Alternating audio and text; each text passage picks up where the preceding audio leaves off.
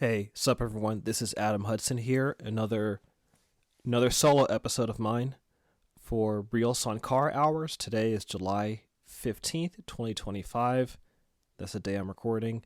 Yeah, another solo episode. One of my riffs. Got a bunch of stuff I want to talk about, but I'd say the theme of this one that I've been thinking of is uh the relationship between African Americans and other ethnic groups in the United States and how it's kind of manifested itself, but also um, I'm not talking about this to sow further division, but more to, I think, tease out some very real issues and tensions that need to be teased out, but also like try to provide some sort of I don't want to say like magic bullet solution, but basically something that I think a lot of people can agree on and why um it still is important to for different different communities of color to work together um to fight for basic rights and liberation. But before we can get there, there are some issues that have to be ironed out. Because one thing I've noticed is I think part of what inspired this why I want to talk about this is because I've noticed a lot of people are surprised that Black Americans are, let's say, ambivalent about the anti-ICE protest, and that's kind of what sparked it. And I feel like um people particularly on the left, right, haven't tried to tease out like why that is. Um so anyway, but before I do, there's some like stuff, obviously other stuff going on in the world. Um there's some interesting headlines I want to talk about.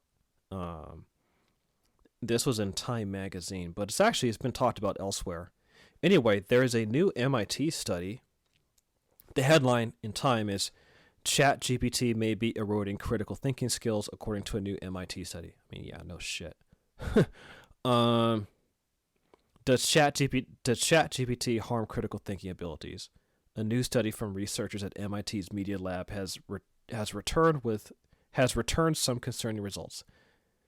The study divided 54 subjects, 18 to 39 years old, from the Boston area into three groups and asked them to write several SAT essays using OpenAI, ChatGPT, Google search engine, and nothing at all, respectively. Researchers used an EEG to record the writer's brain activity across 32 regions, and found that of the three regions, ChatGPT users had the lowest brain engagement and consistently underperformed at neural, linguistic, and behavior levels over the course of several months. Over the course of several months, ChatGPT users got lazier with each subsequent essay, often resorting to copy and paste by the end of the study. Um, the paper suggests that the uses of LLMs could actually harm learning, especially for younger users. The paper has not yet been peer reviewed, and its sample size is relatively small. So that's like one of the issues with the study. It hasn't been peer reviewed, and the sample size is relatively small. But the paper's main author, Natalia Kosmina, in the article says felt it was important to release the findings to elevate concerns that as society increasingly relies upon LLMs for immediate convenience, long-term brain activity may be sacrificed in the process. Um, so yeah, with the issues, like I said, it's not peer reviewed, and the sample size is small. Like I can tell you as a teacher that, like, this is no shit. I mean, a lot of students in the K through 12 level and the college level are increasingly using Chat GPT to write their shit. um, their essay responses or anything that involves like writing and critical thinking. A lot of students are using ChatGPT to do the thinking and the writing for them, to outright fucking plagiarism. For example, like if you guys, I've been watching Stavi's World with Stavros Halkias. He has like people call into his show. He's a really funny comedian. Um, and there was a college student who called in, and basically she said like, yeah, I had ChatGPT write my essay because like everyone does it, but like, will I get in trouble? Like, was this plagiarism?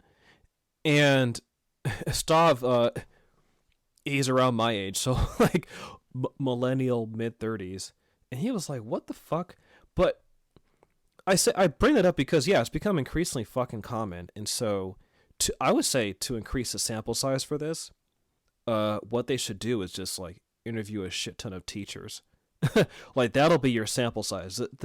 The people who did this study can like ask any K through 12 teacher, particularly like high school and middle school level, and yeah, they'll tell you. So like this study, despite its flaws, like there's a bunch of other evidence pointing to what this study is getting at, and yeah, it does harm critical thinking abilities because basically by having ChatGPT, like it's basically encourages people to outsource their critical thinking abilities to a machine. So over time, yes, you get dumber.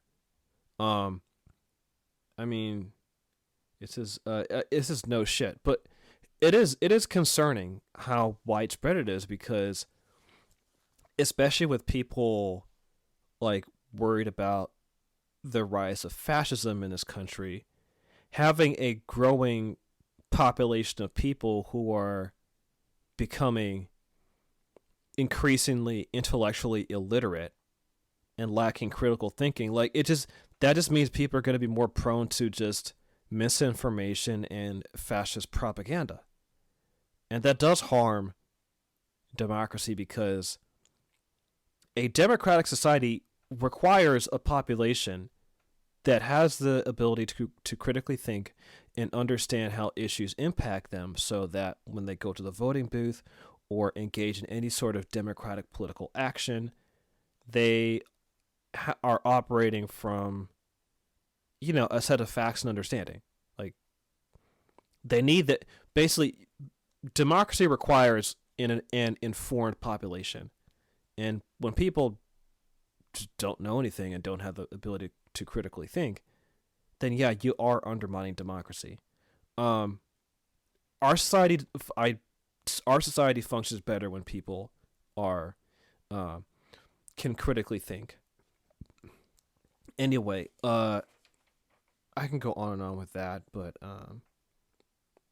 yeah, AI makes people dumber and it weakens brain activity and critical thinking, and you can see it in adults, and it's even worse for children because they're still developing, their minds still forming. So, on a related note, speaking of schools, also this headline in Reuters. It's a short article. Study finds smartphone bans in Dutch schools improve focus. A ban on mobile phones and other electronic devices in Dutch schools has improved focus among students, a study commissioned by the Dutch government found. 3/4 of the 317 surveyed high schools reported that the ban has had a positive effect on students' concentration. Additionally, nearly 2/3 noted an improvement in the social climate within their schools, and 1/3 observed better academic performance among students. Yeah, it's increasingly normal to like in schools in the U.S. to like let kids use smartphones willy-nilly in the classroom or at school, and like there's different ways of enforcing cell phone restrictions, but like there isn't much of a universal policy. I don't know, like yeah, no shit, like schools should limit the use of smartphones. I think smartphones in schools, it's okay to use them during recess. okay to use them during passing period, especially for those who are like middle and high school. But when you're in the classroom, those phones should be put away. So because they are a fucking distraction. And one thing I've noticed is that like this younger generation, yeah, their attention spans are like, I hate to say it, like their attention spans are shorter. They're because those smartphones, like that shit's designed to get you addicted. And when you give it to the hands of a kid, yeah, you're just like, you know, like you're just, of course they're gonna get addicted. It'd be like, okay, I'll compare it to like driving a car, right? Would an adult want to give their 13-year-old kid the keys to their car and tell them to drive it? No, you wouldn't. They have to be 16 and take driver's ed and then learn how to drive, right? I think we should have the same thing with smartphones and social media and computers. Like, you shouldn't give this kind of technology to kids when they're really young. You should, like, they got to work for that. You have to teach them how to use it properly. Because, yeah, that's how we're getting,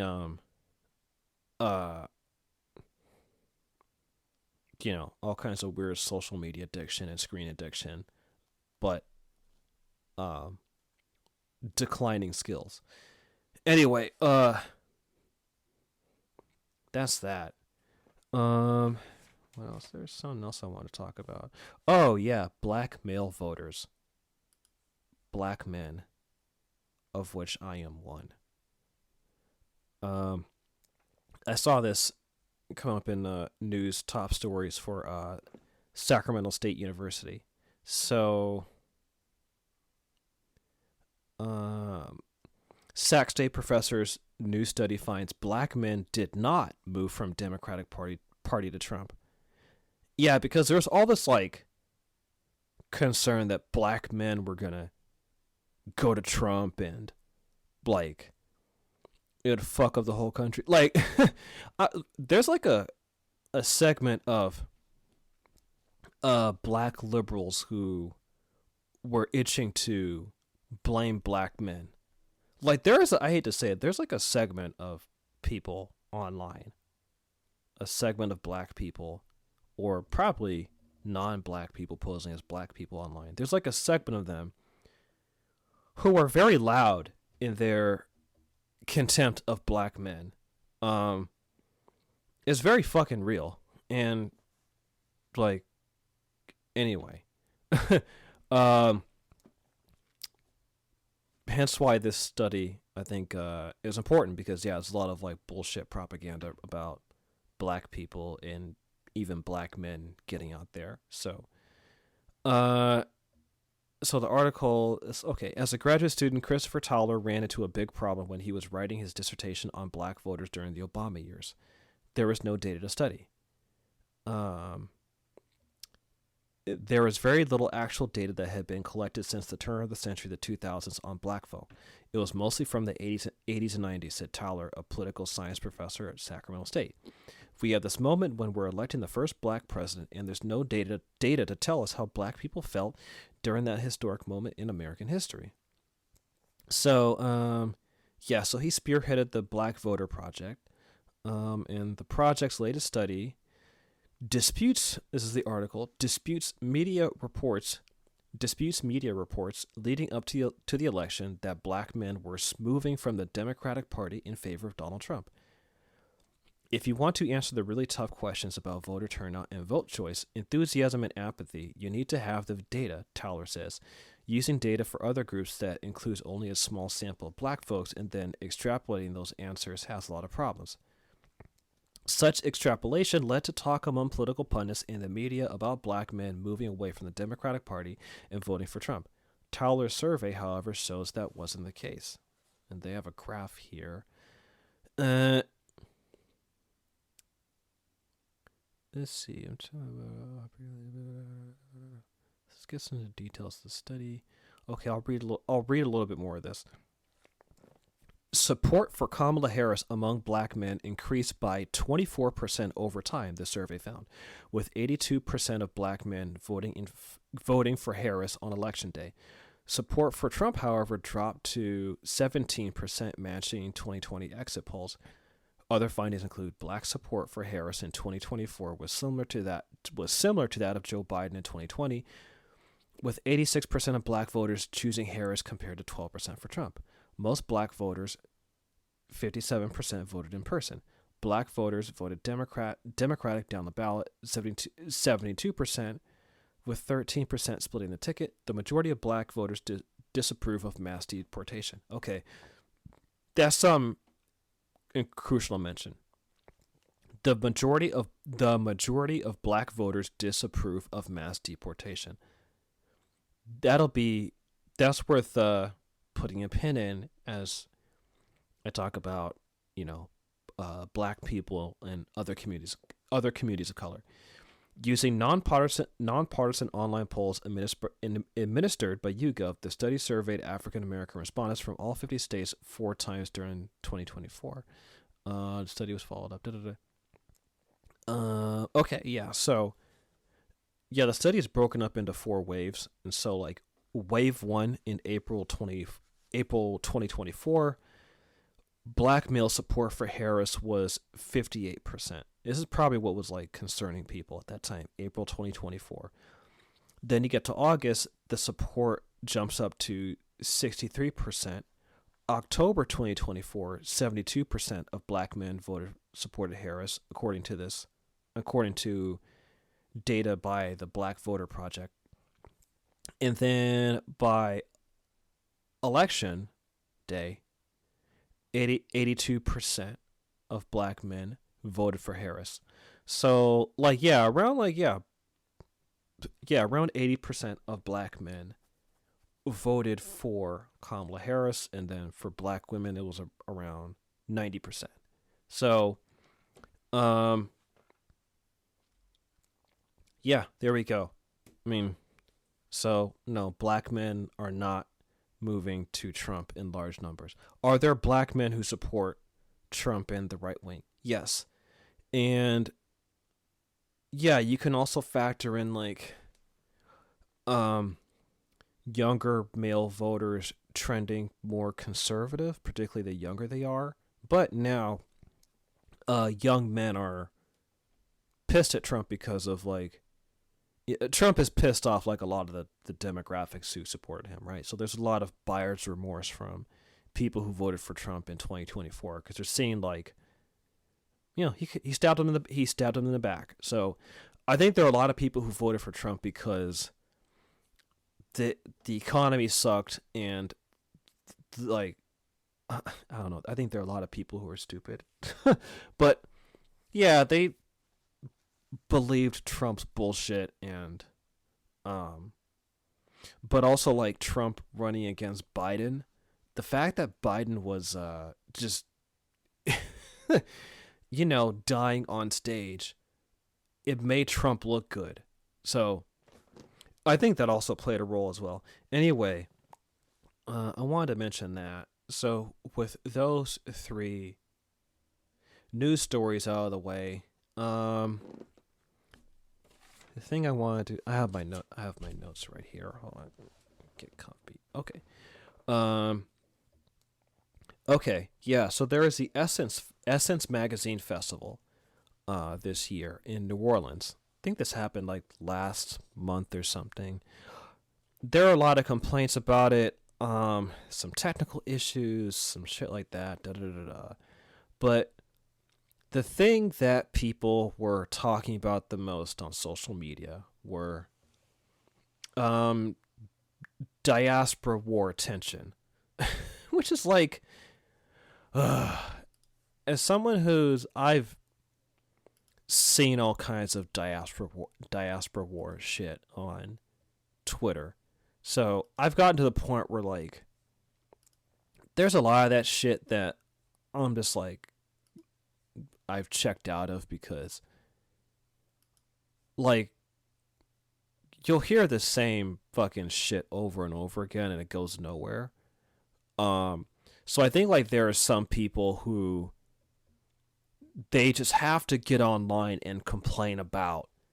On one hand, you have like the people who are from other parts of the diaspora who, I don't know, maybe they have their own inferiority complex or something like that, but like they just have to shit on black Americans for some fucking reason. So there's those people. And then you have like the FBA ADOS people, the kind of like Tariq Nasheed disciples who all they do is just like complain about how much like black immigrants are stealing our shit and blah blah blah blah blah. And it's like it's like a cesspool of bullshit, especially on Twitter. So that's why I've kind of checked out from that shit, because you wind up hearing the same fucking talking points and bullshit over and over again. It's like, okay, it's the same shit. It's not going anywhere. People aren't trying to learn anything in good faith. These are just people who probably their entire personality online is like which group of black people they don't like. You have the FBA people who their MO is like fuck black immigrants. And then there are like some people in other parts of the diaspora who are like, they're just like fuck black Americans, blah blah blah blah blah. And I think some of that honestly comes from some envy. I think because of the global hyper visibility of black American culture, and it's true. Like there's a cool factor to black American culture that a lot of people mimic, and I think perhaps because like some other black ethnic groups in other parts of the diaspora, they don't have that kind of visibility. And so I think for some of them, they probably have some sort of like an inferiority complex around that. And so like to address that, they just have to go online and like shit on black Americans or something like that. I don't know. And I'm sure there's like other factors going on. I'm not saying that's the only thing, but anyway, I say that to kind of contextualize because, because Essence I guess the Essence Festival was run predominantly by black immigrants. In Essence magazine, to be fair, it is an African American media institution. Its focus and emphasis has always been on African American culture. Now, personally, do I have an issue with black immigrants running, say, the Essence Festival or Essence magazine? Let me put it this way. If they do a good job of running it and respect black American culture, like if someone like, let's say like a Nigerian immigrant or a Jamaican immigrant or Haitian, like let's say they run Essence magazine and Essence Festival, right? But let's say they like that they still honor and respect the achievements of African American culture. If they do that, then I have no issue. But I think there was some stuff. I think the thing I heard about was like the jollof rice versus jambalaya. I don't know if that's like a routine thing, but I can see how something like that would like rub people the wrong way. Personally, I think it's like kind of silly and in poor taste. Like, what the fuck? But like, I don't have an issue, per se with black immigrants like running or co-running Essence magazine or Essence Festival, but Essence magazine has had issues because it was corporate owned for a long time until like I believe it's a Resolute Dennis. Hold on a second. It's let me. So, Essence magazine. I'm just Googling Essence magazine. Oh, Richelieu Dennis, yeah. And Richelieu Dennis, I think, let's see. Cause yeah, actually, for a long time, so, yeah, Time Incorporated owned Essence communications, Essence magazine, for a long time, up until January 2018. And then Richelieu Dennis, who's the founder of Sundial Brands, he bought Essence magazine. So Essence magazine is black owned. Oh, I'm just looking at Google. Okay, Richelieu Dennis. He talks. Oh, he was on the Breakfast Club. Okay. And I don't know, cause yeah, Richelieu Dennis. He's like an entrepreneur. So, and I think I'm trying to find more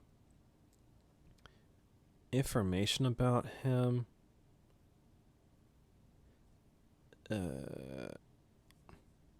Anyway, well,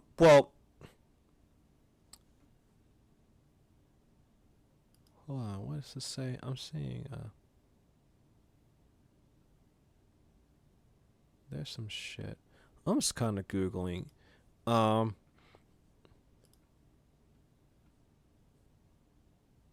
Is he? Oh, okay. Oh, I found some information about him. Okay. Richelieu Dennis, he's from Liberia. There you go. He's from Liberia. He grew up in Liberia. So, I just found his biography. Yeah, he was born February 25th, 1969 in Liberia. Okay.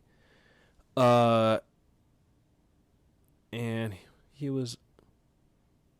So he attended elementary and high school in Liberia and Sierra Leone. Okay, so he's Liberian. So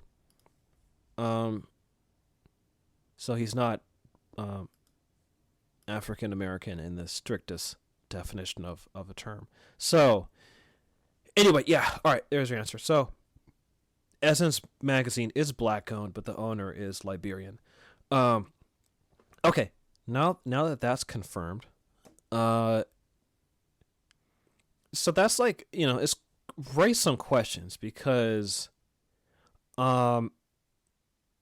there are some people online, especially those who are like of the FBA ADOS crowd, but not necessarily just the hardcore online types. I think it raised some issues. I don't know. I did not go to Essence Festival.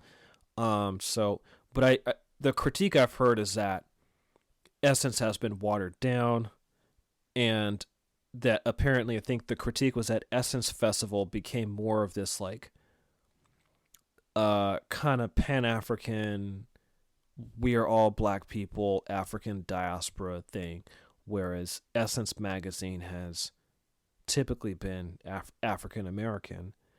Now, here's one thing. I do think like the part of that critique that I'm sympathetic with is that I do think African Americans, we need to own our own institutions. There are certain things that just should be kept among black Americans in terms of ownership, and like the focus, right? Like, for example, if you go to like a Caribbean Carnival festival, right? Like they're not gonna make that like a Juneteenth or Black American thing. It's Caribbean, so in the same way that like other black ethnic groups like have certain things that's specifically focused on them and their culture, I think African Americans need the same thing. We need certain institutions and things that are just ours, that are not like we are all black people thing. And that does not go against Pan-Africanism. I just want to put a point. I just want to make that clear. But my thing is like the people who are just using this as an opportunity to like basically say fuck black immigrants. That's where I'm like that's where I have an issue with, because again, like some of this online critique, like there's some bubbling tension that's been going on for a while online. And like I said, there's a cohort of people in FBA ADOS who like their whole modus operandi is hating Africa and shitting on black immigrants. Um, and like for example, like let's say if you point out like the African roots of elements of African American culture, those types of people would be like, fuck you. No, we're not African. God damn it. No, fuck you. No, fuck you. Like, that's what they think. And I know this because I've gotten arguments with these people online. I will, on Twitter, I've routinely pointed out the African roots of parts of African American culture, particularly the music. Most people respond positively, but there are some like hardcore FBA ADOS types who are like, "We're not African. Fuck you. We're not African. We have nothing to do with Africa. Fuck you." And there is, I think some of the tension stems from that. Now, at the same time, on the other end, like I said, there are people in parts of the diaspora who, to be honest, they thumb their nose at African American culture. They think like that because like we don't have like a nation state of our own, we don't have like, I guess certain like sacred clothing and stuff like that. Like there are people. It's not even. I'm gonna be honest. Not even just black immigrants. It's also, I would say, a lot of ethnic groups outside of African American culture in general. Like they don't view nor respect African American culture as legitimate culture that's worthy of respect. And more black Americans are pointing that out and calling it out, which I think is fair because it is true. Like there are a lot of people who just, when they think of black American culture, they think the most negative stereotypes. They think baby mamas, single mothers, Pookie Ray Ray, sagging pants, like gang culture. Their view of African American culture is like, really, it's just like the most negative stereotypes of black Americans. That's what they think of when they think of black American culture. So they're like, it's not, you don't really have a culture. Your culture is being ghetto and blah blah blah blah blah. So that's why I do think it's important for African Americans to have things that are just ours. On the other hand, I think, like, especially for black immigrants, let's say if they're coming to the U.S. and let's say they're exposed to negative propaganda about black American culture, right? Or let's just say they want to learn more or something like that. I do think having African American controlled institutions would be a benefit, because those black people in other parts of the diaspora, they would have somewhere to go to understand real African American culture, the true history, the heritage, and all that type of stuff. So I actually do think like having African Americans own and gatekeep certain things would be a benefit, because it would serve as a way to educate people about this is who we are as a community. So,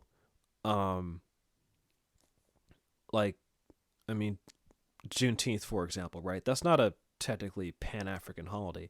Now, people wave the Pan-African flag during Juneteenth, which I think is like, I like seeing it.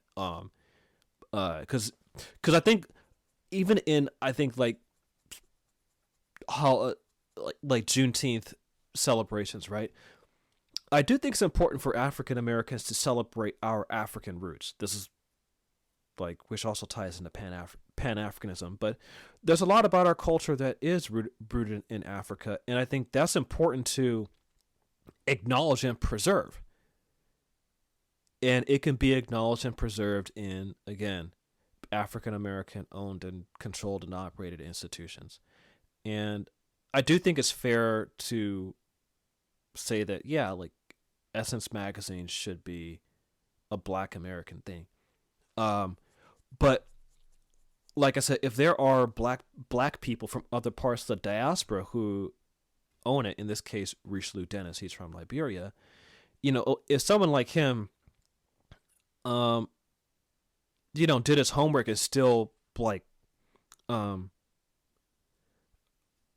preserve the African American heritage of Essence, I don't have an issue with it. Basically, my point is like I don't have an issue with Black immigrants coming into, let's say, African American spaces, but still, respecting the African Americanness of it. I think that's possible, so that's why I'm not so hard pressed against Black immigrants being part of something like Essence magazine. And anyway, yeah. So, and that also ties to the next related thing that I want to talk about, because like I said, the disrespect of African American culture is not just from Black immigrants. I would say, to be honest, like, in my honest opinion, look, are there issues between African Americans and other Black diasporans? Yeah. But I would personally argue, and this will segue into the next thing I want to talk about. In my honest opinion, I think non-Black people in general are more disrespectful and ignorant of African American culture compared to Black immigrants. And I say that because, like, I think deep down, despite the issues, diaspora war shit, when shit hits the fan, I do think that on deep down, Black people around the world understand that, hey, you know what, we're all Black. We all come from Africa. Like, there's real shit that binds us together, which, that's a real connection. Versus, in my opinion, I really think a lot of, not all non-Black people, but a lot of non-Black people are,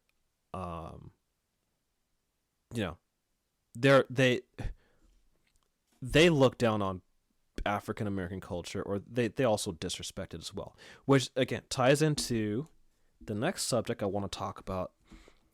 This fucking rapper named the Mexican OT. Aside from being a fat fuck, the Mexican OT, he's a rapper from Texas, and he, trying to find the article. I had an article about him up. Whatever. Anyway, he was on some podcast. Here we go. This is what I was looking for. Gotcha. Yeah. Okay. Mexican OT.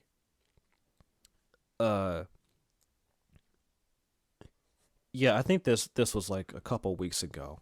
He was on some podcast. I think it was with Angela Yee. Let me find it. Okay, there's an article. Okay, he was on the Lip Service podcast, and the host is Angela Yee. Okay, here we go. And yeah, she asked him, like, to basically, like, why does he say the N-word? So he's a Mexican American rapper from Texas, and for context, he grew up, in the hood. Where the fuck? Let me find his background. Let me make sure. That Mexican OT is his, like, full rapper name, but his real name is Virgil Rene Gasca. He's from Bay City, Texas. Yeah, his mom was killed by a drunk driver in 2007, so he was like 8 years old, and his dad was incarcerated and wasn't involved in his life that much. So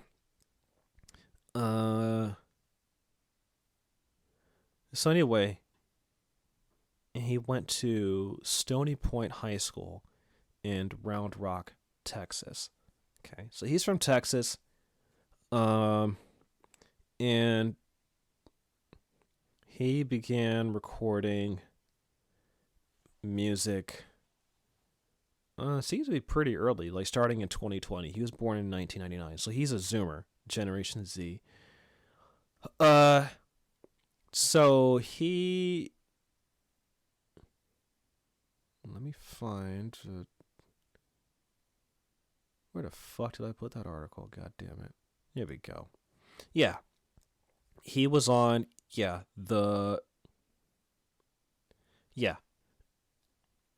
He was asked what basically if he feels like he could say the N-word and why does he think he can say it. And like and one thing he's like, oh, I'm gonna tell you why. I wish there were some black dudes in here. Now keep in mind, like, the people interviewing him were black women. So he's basically what he was trying to do is like show his tough guy shit. And this is something I've seen non-black men do. There are a lot of like non-black men where they want to get macho and shit. They'll get like a lot of like their macho bravado and swag from black American men. They'll try to mimic our swagger because I guess they're probably insecure about who they are as men, and so in order to seem cool and act tough, they try to act like black men from the hood or black men from like street and gang culture to make them seem like tough guys. Now, yeah, he had a rough upbringing too, but that doesn't give him the right to talk the way he does. And I guess there's like some black dude in the room. He's like, okay, we're gonna use him. Like, what the fuck you gonna do about it? And then second of all, I grew up loving these motherfuckers. I grew up fighting with them. I grew up eating with them. I grew up fucking doing bad shit with them. Even if I wasn't related to nobody that was black, I mean, shit, it's like, it's what the fuck I was surrounded by.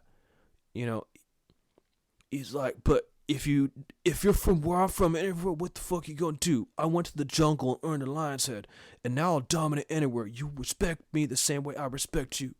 Okay, so he's saying he can use the N-word basically, because he grew up in the hood. He thinks he has the right to say the N-word. And he basically saying like his argument is that he thinks that him saying the N-word is coming from a place of love. So he says, you will respect me the same way I respect you. Now here's the thing. You're not respecting black people when you use the N-word, especially if you're a rapper, especially if you're a non-black rapper. Like, rap music is African American culture. It is African American music, African American culture. Now, like, yeah, obviously subculture in New York City, and there are some like contributions, particularly with Jamaicans in the sound system, and yeah, there were Puerto Ricans who kind of came later and were involved in particularly with breakdancing, but rap music, hip hop culture is African American culture. It evolved from funk music, R&B, jazz poetry. It comes from the African American musical tradition. So it does not come from Mexican culture. Like Mexican music, they have mariachi bands, they have like other forms of music, but rap music is not Mexican. So he's a Mexican American rapper going into African American a music created by African Americans and of the African American culture and experience. And on top of that, because he grew up in the hood, he thinks that gives him some sort of automatic permission to say the N-word. and he thinks that like he's saying it out of respect. But the thing is, a lot of black people online are saying like, "Yo, you're too fucking comfortable saying that damn word." There are a lot of black Americans who don't like him using that word, and apparently he doesn't give a fuck about people like us who feel that way. So non-black rappers like him, and it's not just him. There's this rapper named Nav, I believe. He's a Indian Canadian guy. He said the N-word a lot too, apparently, but I guess in recent years he stopped saying it, I guess. But there's like a crop of non-black rappers who think they have permission to say the N-word. I like Big Pun, but he said the N-word. Fat Joe said it. Even someone who's rapping in politics I respect, Immortal Technique, he said the N-word too. So the Mexican OT is not the only one, but you know, I think part of it is that like because black Americans were very welcoming and accepting, and we're much more fucking welcoming than a lot of other communities, and we don't gatekeep like we should, and so as a result, I think there are a lot of non-black people who they get a little too damn comfortable and they feel really comfortable saying that word. And people aren't checking them on it. And I particularly think it's a problem with the younger generation. That's why I mentioned the year he was born, 1999. Particularly like younger millennials and Generation Z. Like I've noticed non-black people who are around that age cohort, they feel way more comfortable saying that word. Even as a teacher, like I hear a lot of non-black kids, not just Latinos, but Asian kids, Polynesian kids, like they feel real comfortable saying that word. And when I'm substituting, like when I say like, "Hey, I don't like hearing that word," they're not used to that shit. They are not fucking used to it. They are not fucking used to it. They are not fucking used to someone telling them that saying the N-word is not okay. And you know, I think, and apparently, before I forget, the Mexican OT, apparently he's also a Trump supporter. So there's that. Yeah, he's also a Trump supporter. I think there is. Oh yeah, okay. I found someone took a screenshot of one of his IG stories where, basically, I think this is from last year that he basically supports Trump's deportation of quote unquote illegal immigrants, basically. I don't know how he feels about Trump now, but like, you know, he's on record for being a Trump supporter. So but I mean, I think the Mexican OT, I think he's a ignorant racist piece of shit. You know, don't listen. I think the best thing in terms of like, you know, his "what you gonna do about it," just don't listen to his fucking music. Don't listen to that asshole's music. Don't platform him. Don't listen to his shit. Anytime you hear his name, just say something negative, because I think that's what more black Americans should be doing with these non-black rappers and artists who they come into our culture, they say and do stupid shit. There needs to be some form of pushback among African Americans, and I think one we can do is just not platform these people, because here's the thing: for someone like him to become successful in rap music, he's gonna need a black audience to co-sign his shit, right? Like he's gonna need black people supporting him, you know. And also, like, I don't know if a lot of white people listen to rappers like the Mexican OT, you know. So I do think like there's a kind of cultural capital that black Americans have. Like when we create something and when we co-sign it, it gives it some sense of legitimacy, you know, because I think people do, despite people disrespecting Black Americans. On some level, I think people do care about what Black Americans co-sign culturally. So we do have a role in playing in terms of setting trends, and people wind up copying us. So I think Black Americans need to kind of take some ownership with that and just be like, okay, well, like, you know, if there's a non-Black person who's going to do hip hop, then they got to come correct. And if they disrespect Black culture, then they need to be canceled. They need to be, like, Black people just have to just shut their shit down. Like, boycott their shit. You know, and yeah, someone like the Mexican OT, he can continue rapping. I mean, there's nothing I can do on this podcast to stop him from rapping, but, you know, people like me can spread the word to my friends and be like, hey, don't listen to this guy. Like, you know, I can use my platform as a Black American and just say, like, look, I'm not co-signing a asshole like this, you know?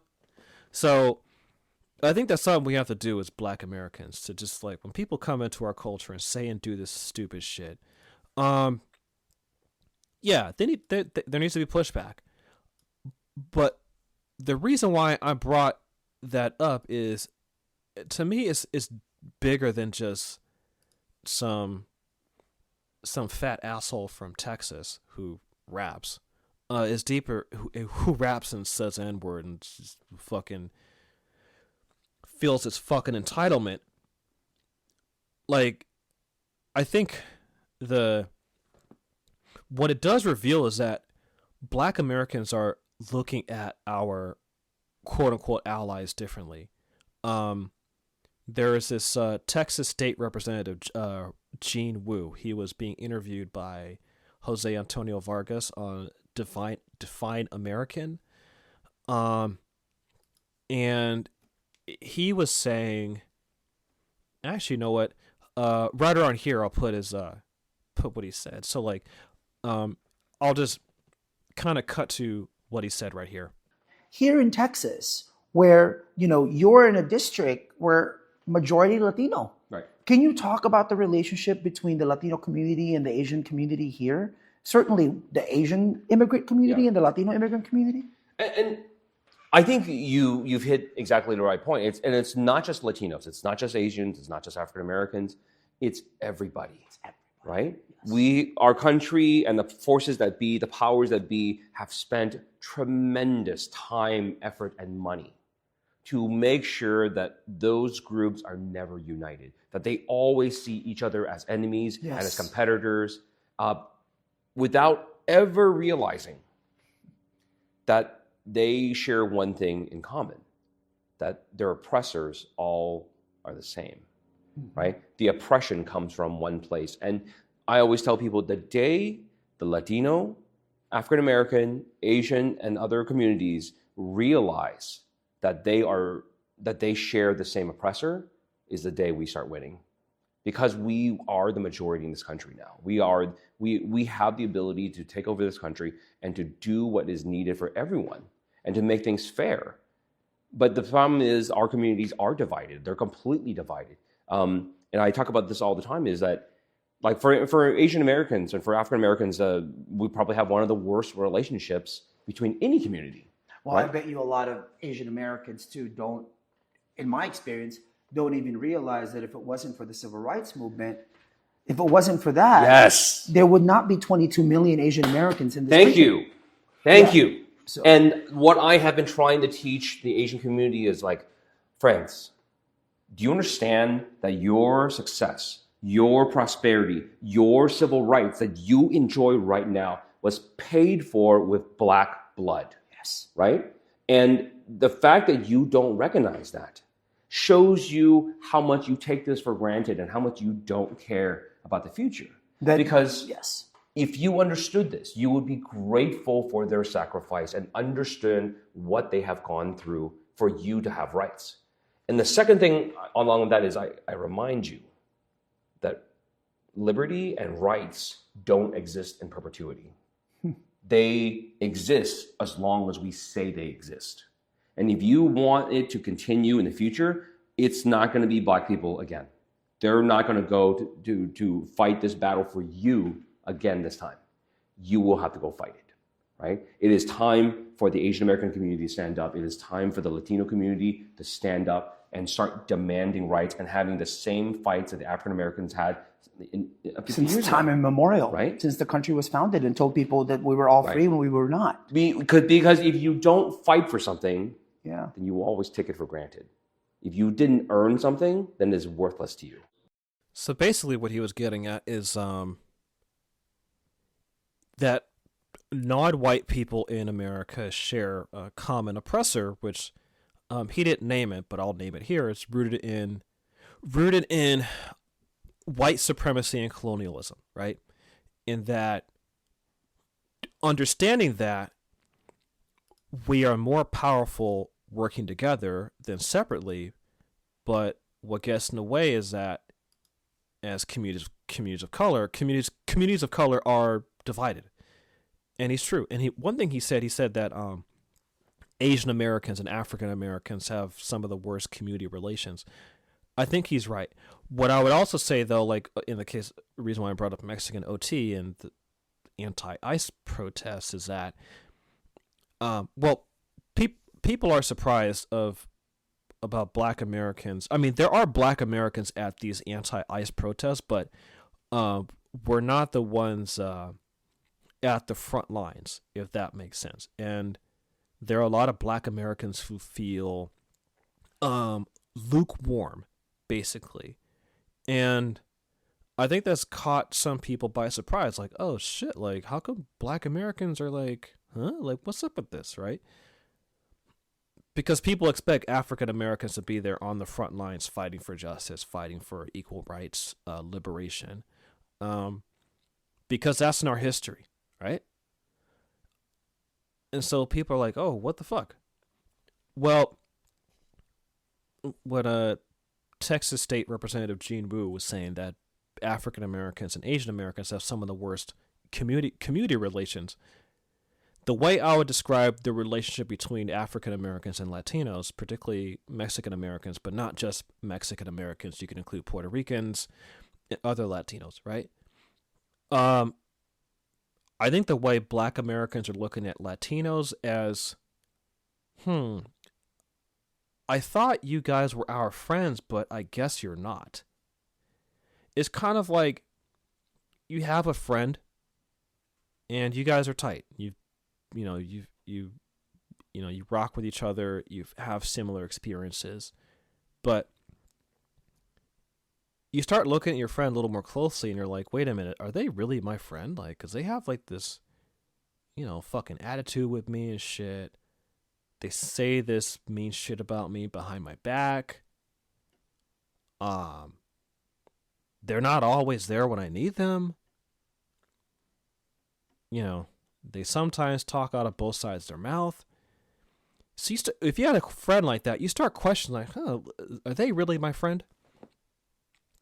I think that's how Black Americans are looking at Latinos. Because on a number of structural issues, African Americans and Latinos have a lot of shared interest, especially when it comes to education, income levels, wealth, being impacted by mass incarceration. There are quite a few issues that impact African Americans and Latinos, and enough so where it would make logical sense that African Americans and Latinos would work together, right? And in a lot of, low-income communities, Black Americans and Latinos live among each other. Sometimes they marry and have kids together, right? So that is all true. I'm not denying that. But there is this kind of underlying tension and beef that I don't think gets talked about enough, that I think is now sort of like coming to the forefront, and people are starting to see it more. And two things. One, I mean, the majority of Latinos as a whole, I think still went for Harris, but the support for Trump among Latinos increased pretty significantly. Um, with Latino men, it was around like 50-50. It was close. So, on the one hand, some black Americans are looking at that and are like, hey, we told you guys to not vote for him, but you still voted for him, and like, what the fuck do you expect, sort of thing. So there's that. But um, I've been noticing more black Americans schooling themselves on anti-Blackness within the Latino community.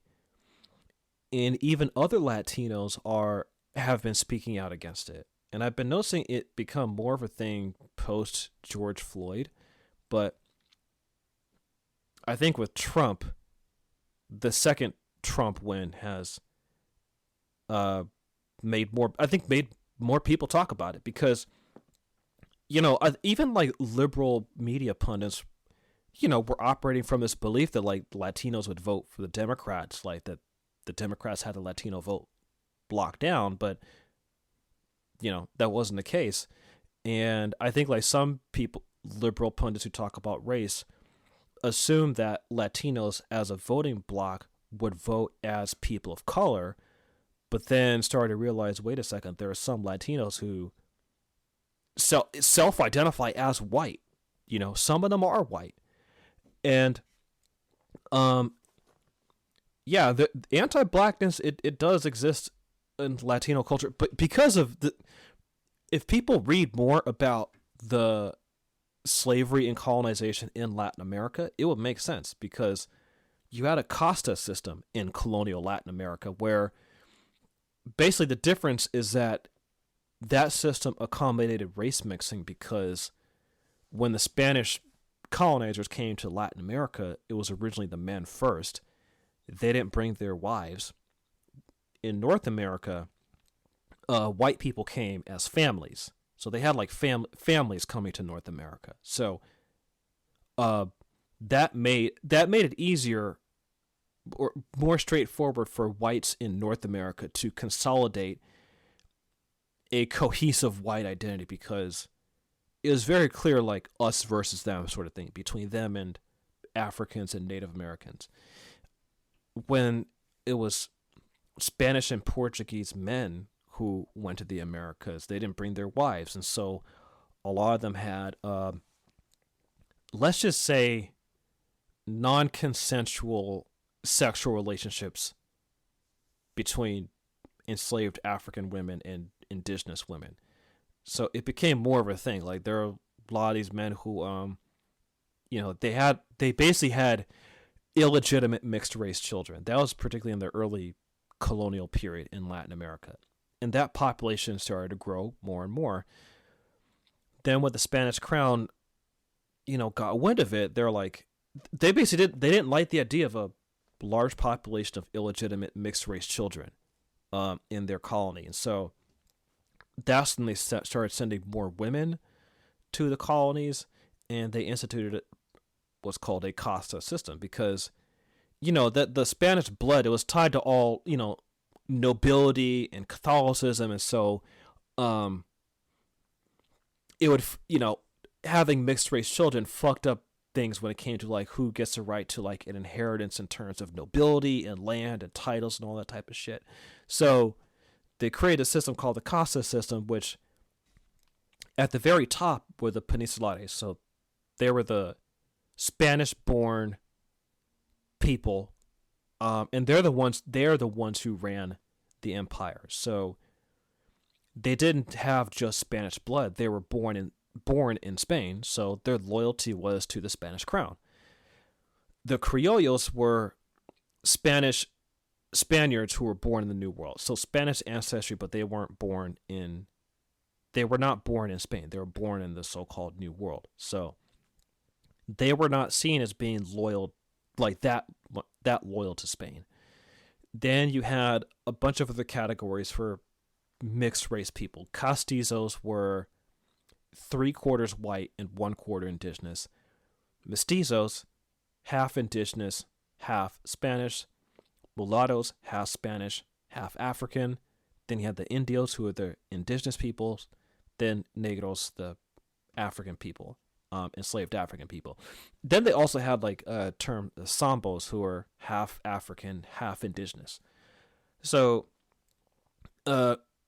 whatever your specific admixture was and how the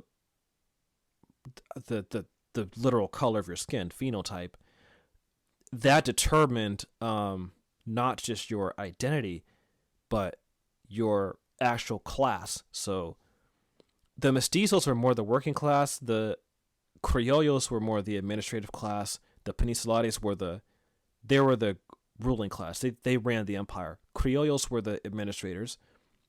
Mestizos were the working class. The indigenous peoples were the peasants. And the Africans were slaves. So people who were mixed race had a pathway to whiteness in colonial Latin America. So the whiter you were in terms of ancestry and skin color, you could move up in society, right?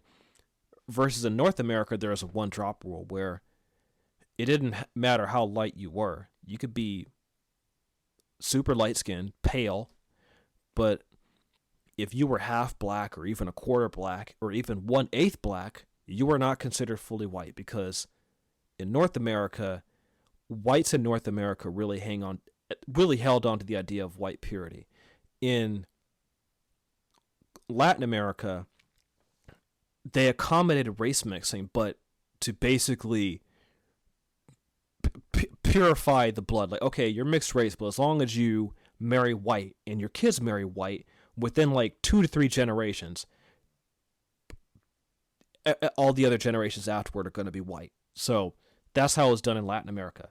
And even with the end of Spanish colonization in Latin America still deals with the legacy of that shit. So yeah, that's why like there are a lot of people from Latin America who have anti-black sentiment. That's where it comes from, you know. And even the term Latino, I think like when people think of the word Latino, that's not a race. It gets used as a racial category or as a racial term, but it's not a race for the reason I just mentioned.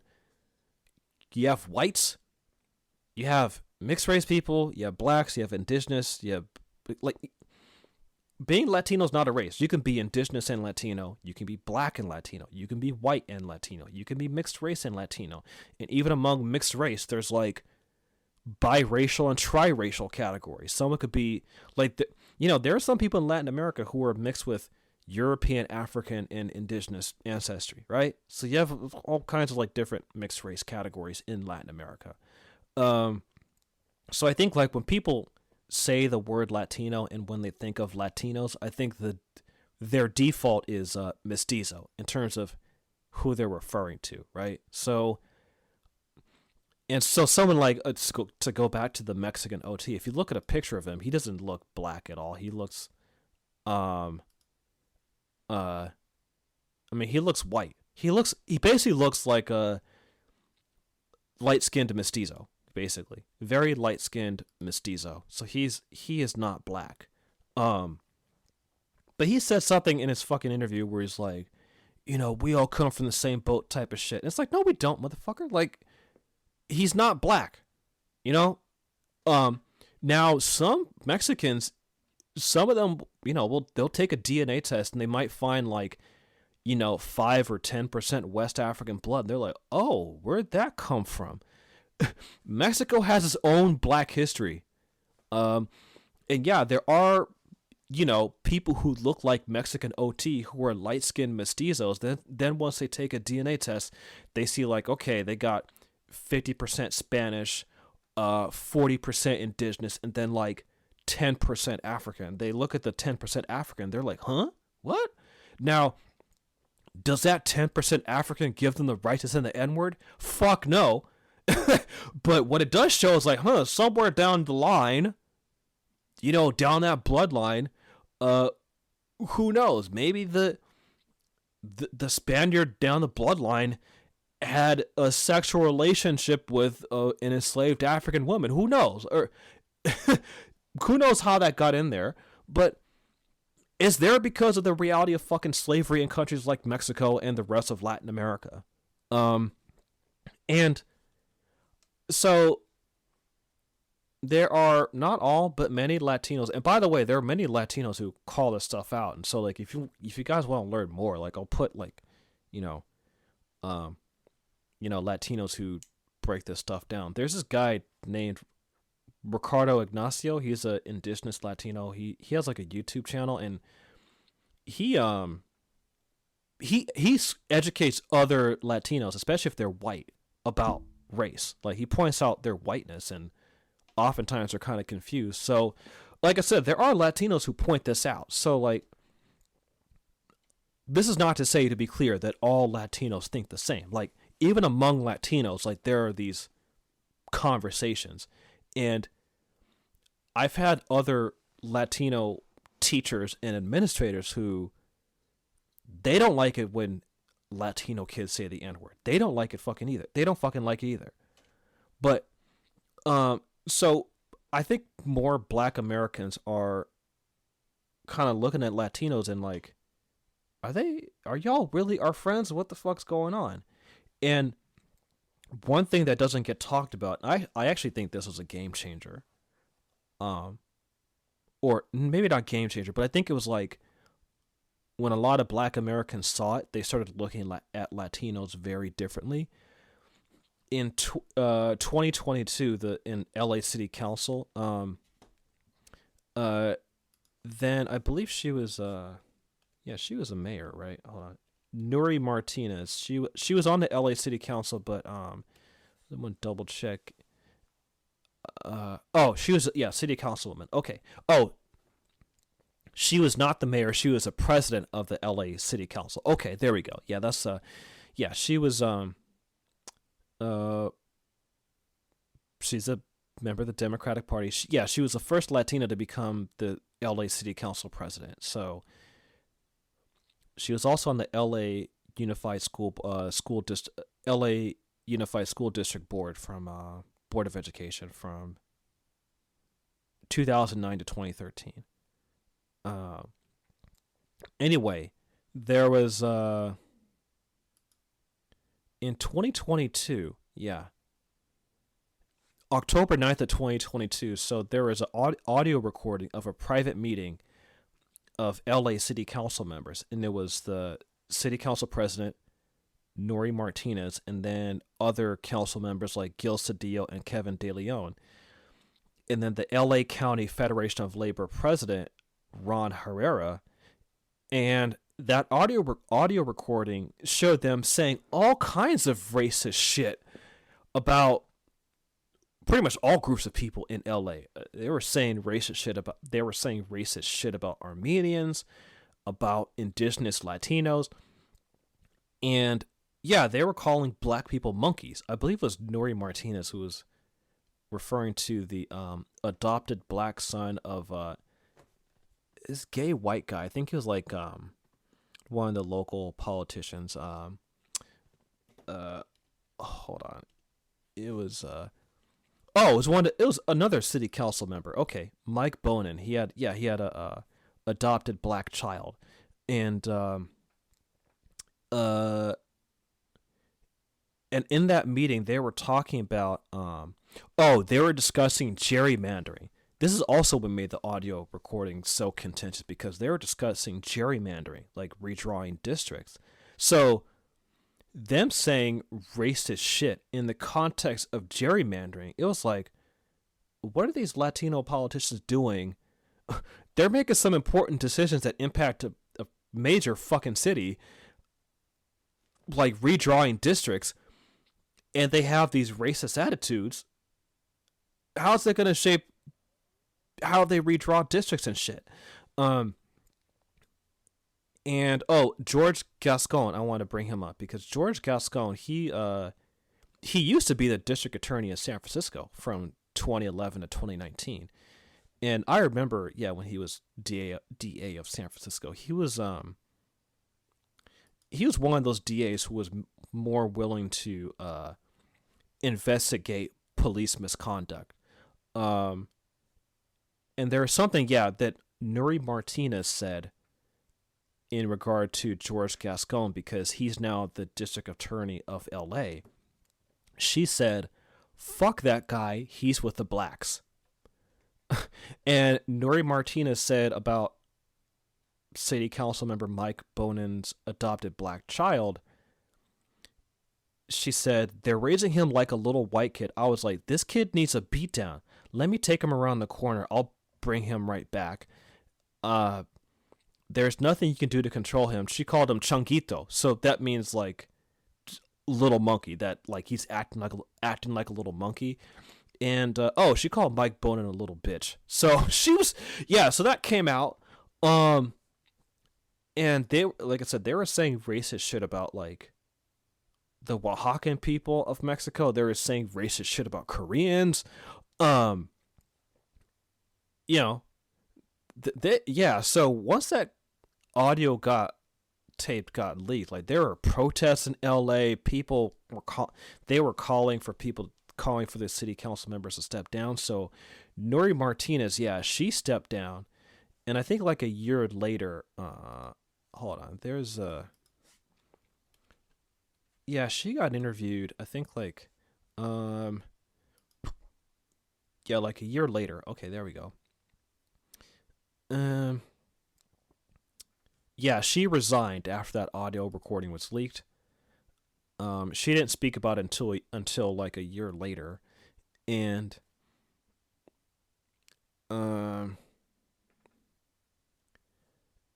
she called those comments a horrible joke, and she said, "I don't remember." This is what she was saying. "I don't remember exactly. I even had to hear the audio back of what I was talking about. I used language. I expressed myself in a way that was really shameful for me. I made a joke in an environment where I felt as if that's how things were going on. In reality, I don't have the words to express how badly I feel for having said that. It wasn't my intent to make anyone feel bad, and there were comments that were very hurtful to the black community, and especially toward a black child, the son of a colleague." She said her intent was not racist. Oh, okay. So her calling this black child a little monkey, she said, was not racist. She said, "In my home, we use that word a lot. My mother, when we were little and we played, told us you look like a little monkey. So for me, using the word never meant anything racist against black people. Clearly, I now understand how it was perceived. Clearly, I understand and take the complete responsibility for that, but my intention wasn't that." She said she feels scared following the events and that she received death threats against herself and her family. As for their future, she said it presented. As for her future following the scandal, she said it presented a moment for reflection and regret. "I live with so much shame every day and so much guilt, especially around a little boy," Martinez said. "But I think my political differences with his father on the council and the friction over the last 2 years that I was council president and guiding the city through COVID, I walked into that room so frustrated and so angry that I took it out on a little boy, and I should have known better." So, so,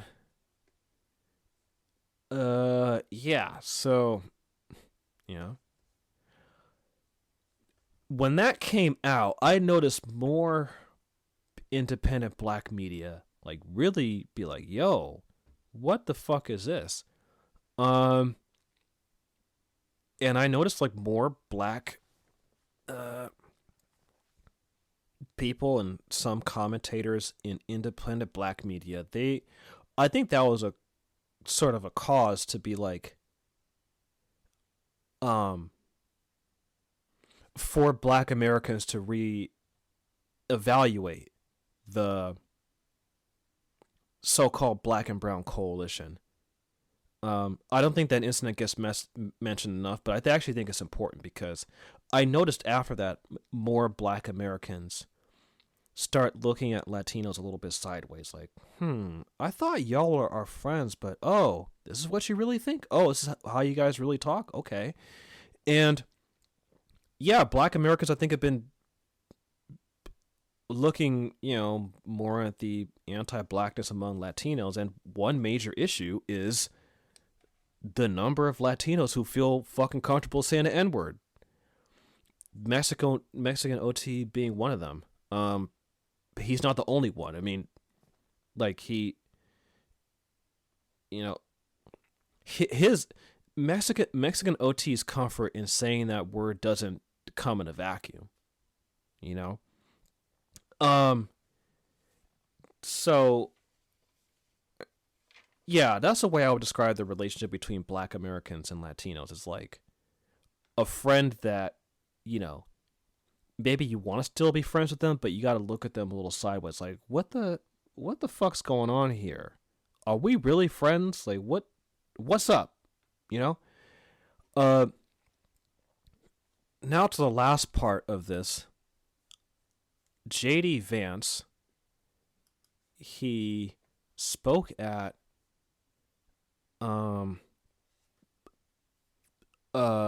this dinner for the conservative think tank, the Claremont Institute. And he says something about American citizenship that I think I bring this up as more like a call to action for other non-white people to think seriously about why it's important to take the African American struggle seriously, and that at the end of the day, we're better off fighting together despite the obvious tensions we have. Because I'm not gonna sit here and say like these tensions don't fucking exist. They do fucking exist. But what I do want to argue that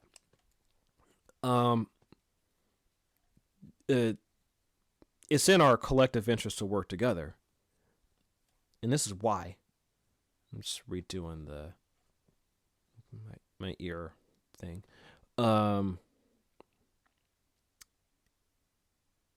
okay. Yeah, so J.D. Vance, Vice President J.D. Vance, yeah, he rejected what he termed the logic of America as a purely creedal nation. Basically defining U.S. citizenship through agreement with like the founding principles of the U.S. Constitution. He thinks it's over inclusive and under inclusive. And I'm reading from an article that's summarizing. Hold on, let me get another article on it. I'm gonna find talking points memo. Here we go. Okay. Yeah, that.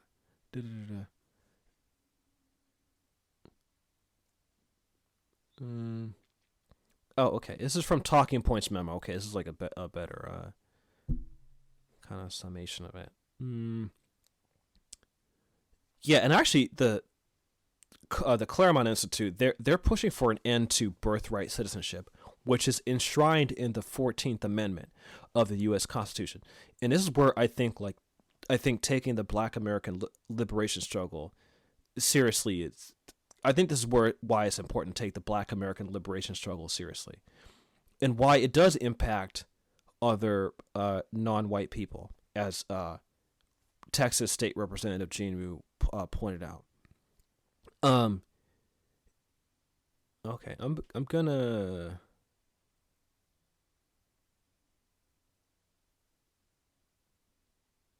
I'm gonna read a couple paragraphs from this Talking Points memo. Article, because the Trump administration, they're talking about denaturalization of people who were U.S. citizens who were naturalized in the U.S. That is, like, they are born outside of the U.S., but they became citizens. So the Trump administration is contemplating denaturalizing those people, which is very dangerous, is incredibly fucking dangerous. Okay, so this is from Talking Points memo.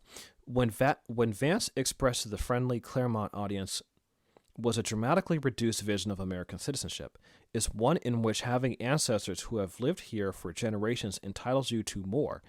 A vision of citizenship that's long existed around the world, with a notable and aspirational exception in the United States. Identifying America with just agreeing with the principles, let's say, of the Declaration of Independence, that's a definition that is way over-inclusive and under-inclusive at the same time, Vance said. He explained that such a definition would include hundreds of millions, maybe billions of foreign citizens who agree with the principles of the Declaration of Independence, dubbing it the logic of America as a purely creedal nation. I'm going to stop right here. Basically, you can also call that civic nationalism, basically defining a nation based on a collective civic identity where people are united by shared liberal democratic values versus defining citizenship by ethnicity. So, anyway, I'll continue. By the opposite token, Vance said, conceiving of America of a blah. Let me repeat. By the opposite token, Vance said, conceiving of American citizenship purely as an idea would reject a lot of people that the ADL would label as domestic extremists. Even though those very Americans had their ancestors fight in the Revolutionary War and the Civil War, he said, referencing to the Anti-Defamation League, a nonprofit that was founded to combat anti-Semitism and that, among other activities, tracks far-right groups. I think those people whose ancestors fought in the Civil War have a hell of a lot more claim over America than the people who they say they don't belong, he concluded. Dog whistles aside, you can count quite a few in the above. Vance is channeling an idea that undergirds the administration's most aggressive immigration policies that are, after an additional $170 billion that Congress appropriated for enforcement this month, set to expand. Vance wasn't talking about an America that's entirely closed off to new immigrants. Rather, it's an America where heritage counts as much as values.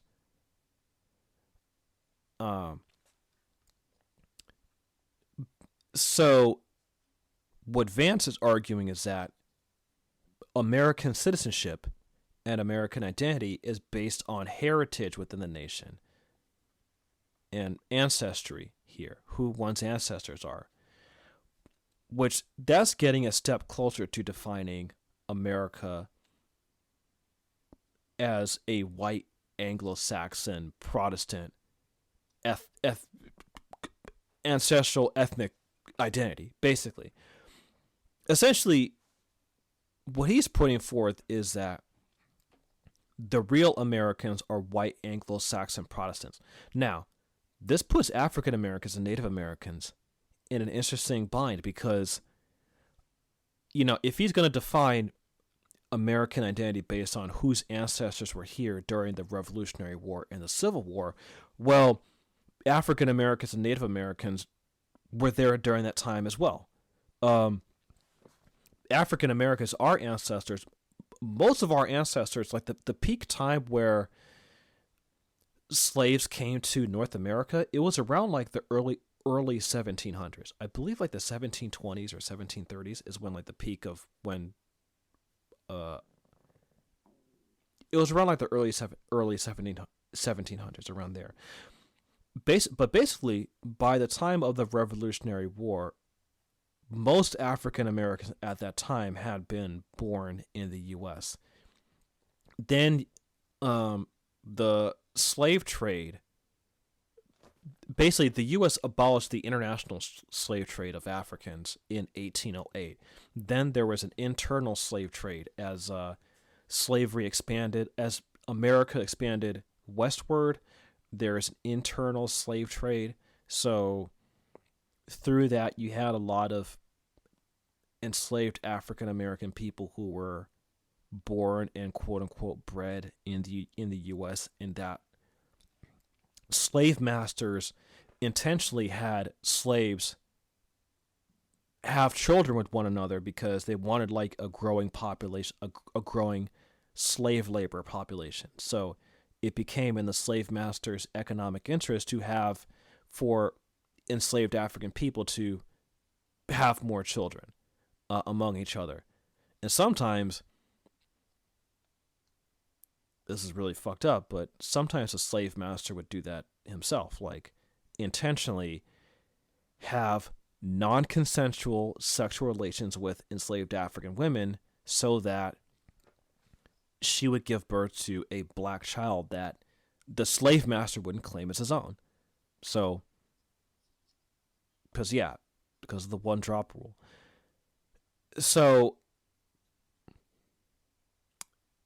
yeah, when you define American citizenship and identity based on whose ancestors were in America during the American Revolution and the Civil War, that technically includes African Americans and obviously Native Americans who were here first, thousands of years ago. So I think like the probably end goal for the Trump administration in terms of how they treat African Americans and Native Americans, because before there was a 14th Amendment, Dred Scott in the 1800s, that Supreme Court decision, basically established that a black person born in the United States, even if they're free, they don't have the same rights as a white person. So I think by rolling back the 14th Amendment, the goal would be to go back to the Dred Scott decision, that version of America, the version of America under the Dred Scott decision, where you have African Americans in America, but they're not entitled to the same rights of citizenship as white people. But there is still a need for black labor,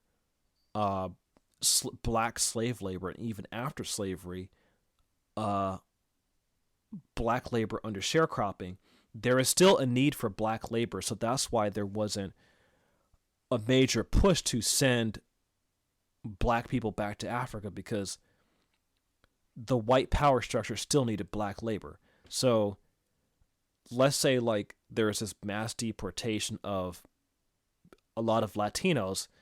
I think what they would want is like, okay, we'll just have like blacks and Native Americans do the labor that Latinos were doing, which is basically like, that's actually, to be honest, technically that's actually how it was before there were large numbers of Latino immigrants. A lot of like that low wage farm labor, a lot of it was done by black people, particularly during the time of sharecropping. So I think that's what the far right has planned, that you would basically go back to a version of America where it was like that during the time of Dred Scott. And so how does this relate to, okay, this is a black American struggle. So the 14th Amendment, which guarantees birthright citizenship. Let's read the definition of the 14th Amendment. Let's get the exact text of it.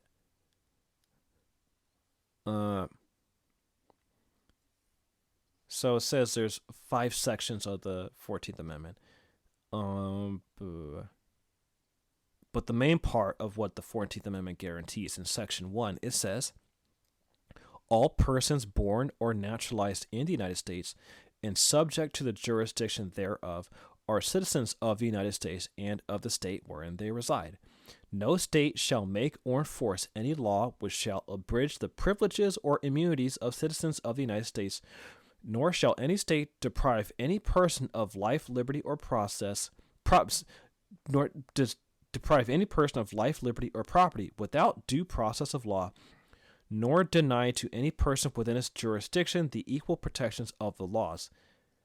So, not only does the 14th Amendment guarantee birthright citizenship, it also guarantees due process and equal protection of the laws. In that part, nor deny to any person within its jurisdiction the equal protection of the laws, that part of the 14th Amendment has been used to protect legal rights of undocumented immigrants. So basically, that someone who is not a citizen, regardless of their status, right, they're still entitled to some bare minimum of due process and equal protection. That's enshrined in the 14th Amendment. In the 13th Amendment, which abolished slavery except for incarceration, and the 15th Amendment, which was expanding voting rights to black people, but it was limited to black men at the time because the 19th Amendment,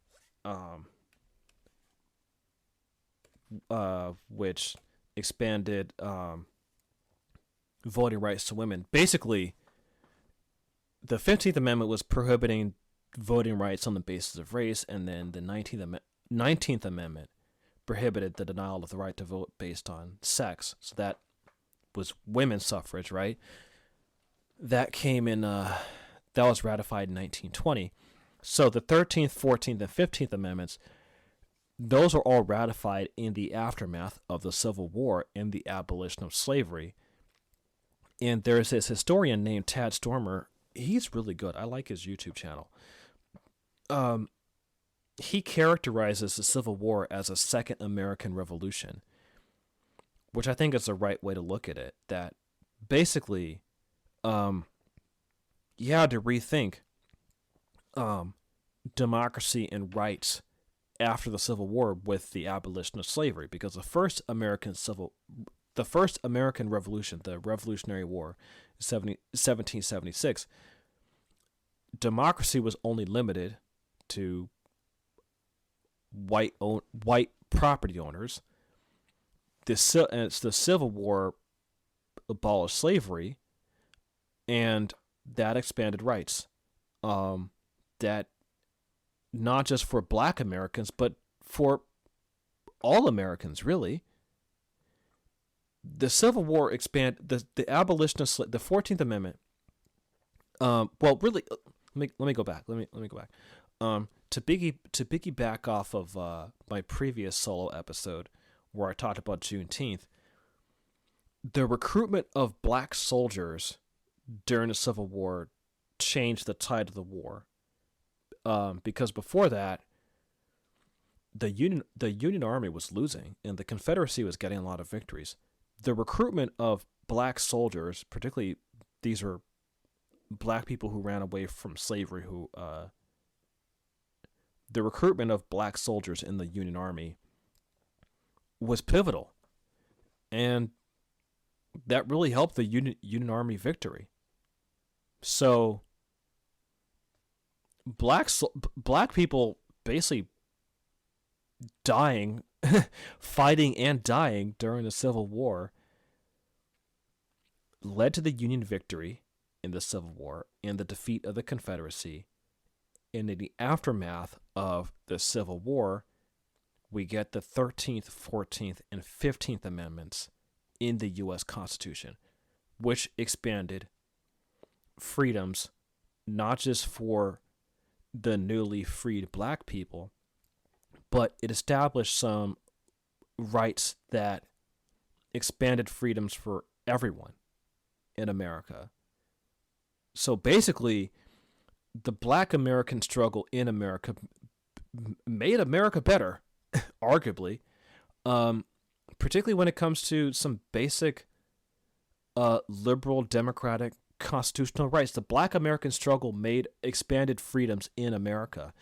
And those are freedoms that other people of color have benefited from. Asian immigrants, Latino immigrants, that's why I wanted to put that clip with Gene Wu. It is true. Then you add the 1964 Civil Rights Act and the 1965 change in immigration law. The Black American struggle has expanded freedoms for so many groups of people, and has arguably, given some groups of people a leg up. In some instances, a leg up over Black Americans, if we want to be honest about that. And, as a result, I think Black Americans are like, hey, wait a second. We expanded freedoms for so many people in this country, and there's no thanks for that. There's no appreciation for that. There's no respect. If anything, there's dismissal of our culture, dismissal of what we've gone through, the issues we're still going through. So, yeah, it's going to rub Black Americans the wrong way. And that's why, there's this what's called Black fatigue. to conclude this, really what I want to say is that I think, I really think it's important for people who are not African American, who are people of color who are not African American, to learn and understand that history, because we're at a point now where the Trump administration and the far right, they are hell bent on going back to a version of America where it was very clear that white people enjoyed the full rights, in that African Americans and Native Americans were relegated to second and third class citizenship. And when it came to immigration, that, they want to restrict immigration to, they want less non-white immigration. I think it's become very clear, hence these ICE raids and this massive budget for ICE. And I do think that,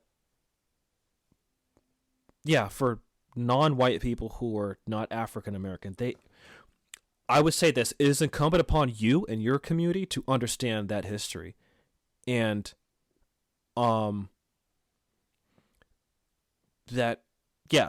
Black American liberation struggle has expanded freedoms for your communities, and now the Trump administration is trying to roll that back. And because of the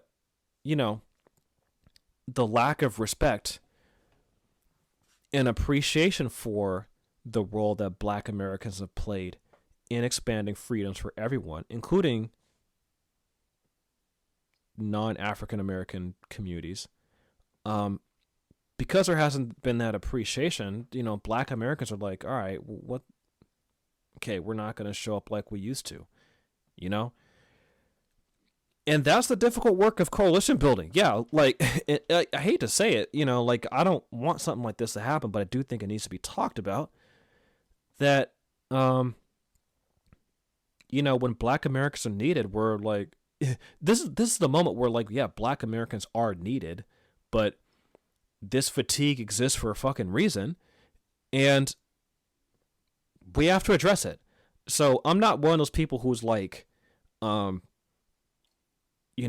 other people, we're not gonna, this is not our fight. I do think for the pro-Black people who are like, this is not our fight, I do think this is still our fight, because I just object to the rights, the freedoms that were expanded by the Black liberation struggle. I don't want those freedoms to be restricted and undermined. I don't, because that impacts everyone, including Black Americans. Because, Black Americans, we may not be on the receiving end of deportation, but what they have in mind for us is a return to the Dred Scott reality, which I don't want. We may not be the ones being deported, but the end goal that these far right white nationalists have is they want African Americans to go back to the Dred Scott decision days. I don't want that. So this shit impacts everyone. It impacts all of us.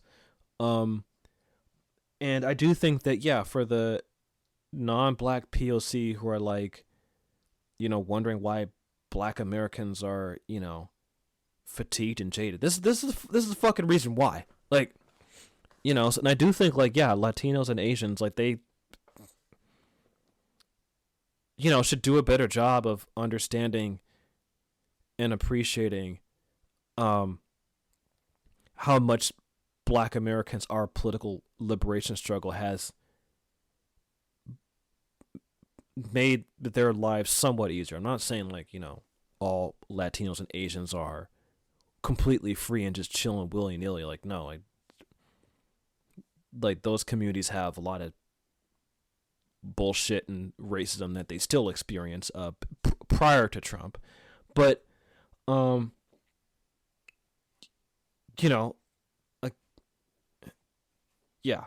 basically I can go on and on. Basically, for non-Black communities of color who I think it's really important for y'all to understand like how much the Black American liberation struggle has impacted your communities, and help pave the way for the success that you're able to have in this country. And to stop using the fucking N-word all the goddamn time. Like, we could start there. You know? Like, and yeah, it's all non-black people who fucking say it. It ain't just Latinos. It ain't just Mexicans.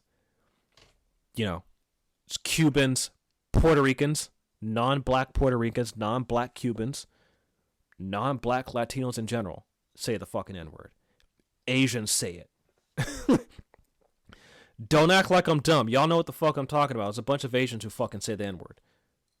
A lot of Pacific Islanders fucking say it. Like, look, I live in the Bay Area. There's all kinds of different ethnic groups here.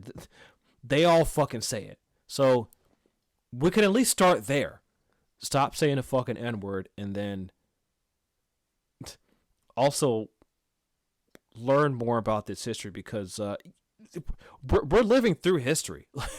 We're living through this shit. So it's important for us to learn history because we're fucking living through it. Like, we're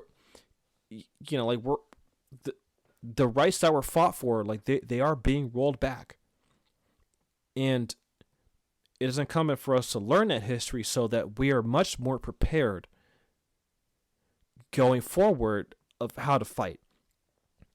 And I think, the last point I'll say, which I think is something that I want to come back to, maybe in another solo episode or something to write. I think there needs to be a vision. There you go. Vision. There needs to be a vision of what a post-imperial America looks like that takes the demands of Native Americans and African Americans seriously. That is, what does a post-imperial America look like where you take decolonization and land back for Native Americans seriously, and also the demand for reparations and self-determination for African Americans seriously? There needs to be a vision of an America. Like, what does that look like? That's what I think. So my idea of America is like an America that takes those two demands seriously. That's what I think. That's what I would want. A post-imperial America that takes seriously the self-determination of Native Americans and African Americans seriously. Because the initial founding of the United States was based on the genocide, enslavement, and exploitation of Native Americans and African Americans. Because there's the movie The Patriot that came out in 2000, where Mel Gibson is the main character. Like, his character was, if you look on Wikipedia, his main character was a composite of different American revolutionaries at the time. And all those different characters, those revolutionaries that Mel Gibson's character was based off of, they were all fucking slave owners. So, those are many of the whites who were fighting for liberty during their American Revolution. When they meant they wanted life, liberty, and property, that property included slaves.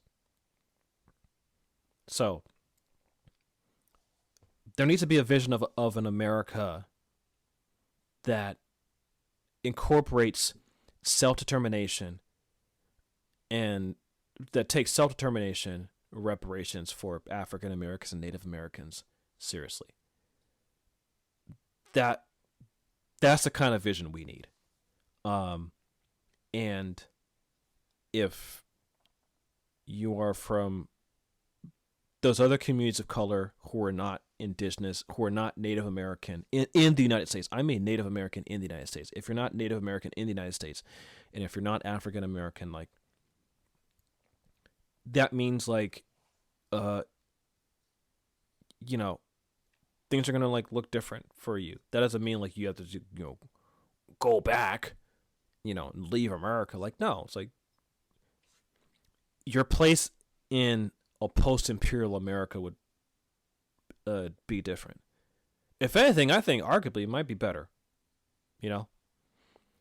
I think it's better for people who are not black and not indigenous.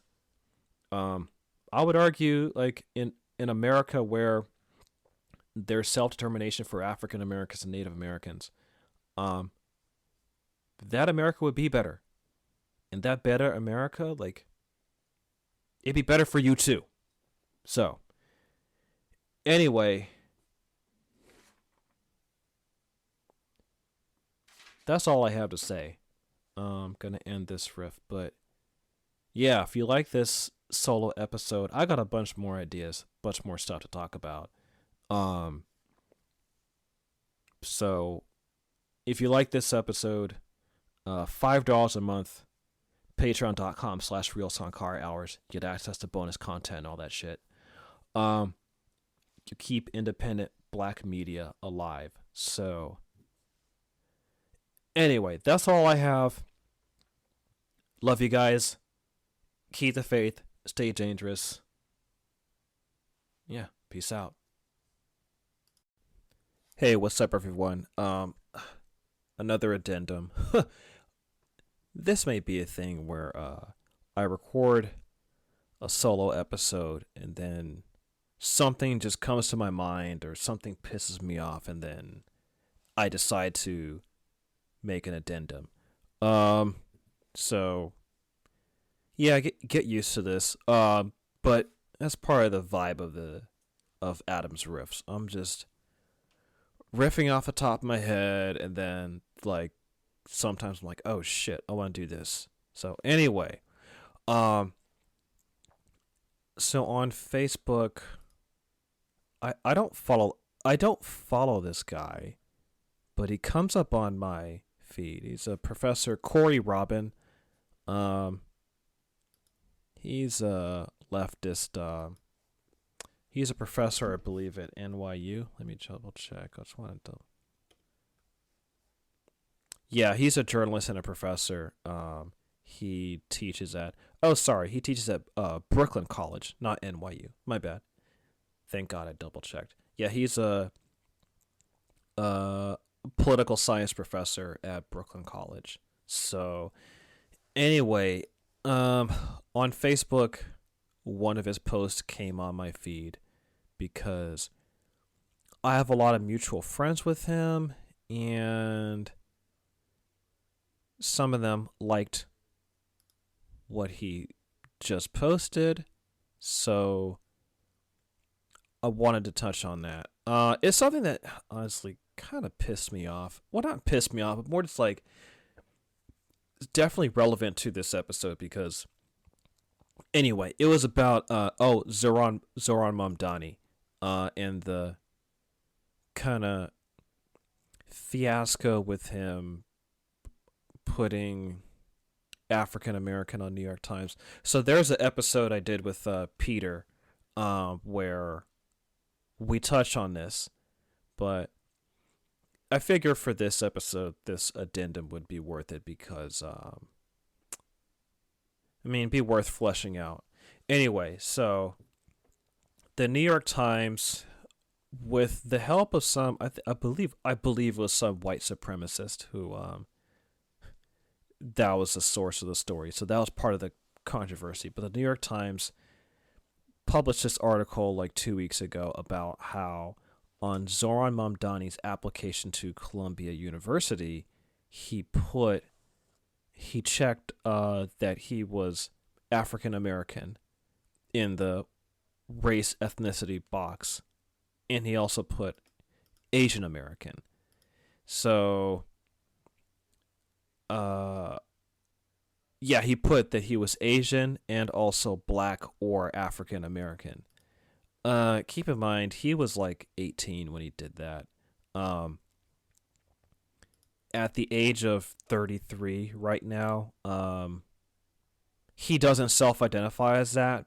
He's a little more knowledgeable than he was back then, and so like he doesn't self-identify as that. He understands the differences. So the lefties who are defending his choice to check that box, I think are being goofy because even he walked that back, and because someone had asked him, I think, on the street that because Zohran Mamdani, his parents are Indian, so he's of Indian heritage, Indian ancestry, but he was born in Uganda. So in East Africa, there were a lot of Indians who were brought to East Africa during when Britain colonized East Africa, particularly in Uganda, and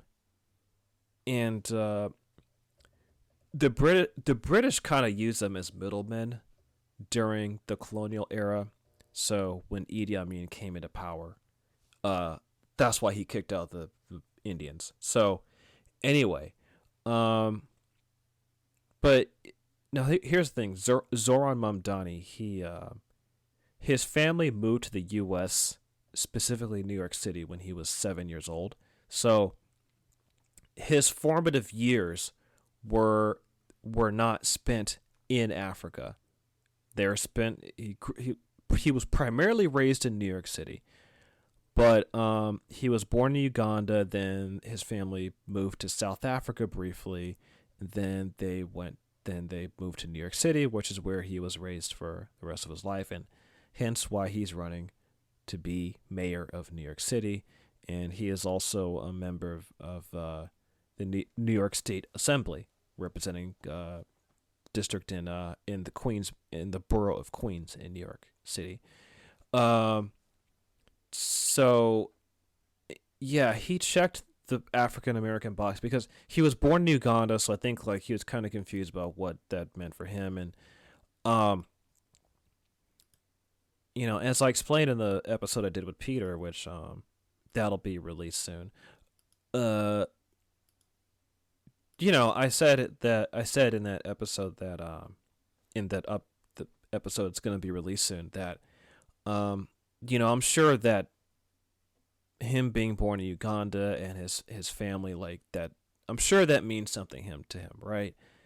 But that does not make him African American. And so anyway, this post by Corey Robin, he posted a Substack post by Peter Beinart in the and that got published like July 14th, like just like a little over a day ago. So anyway,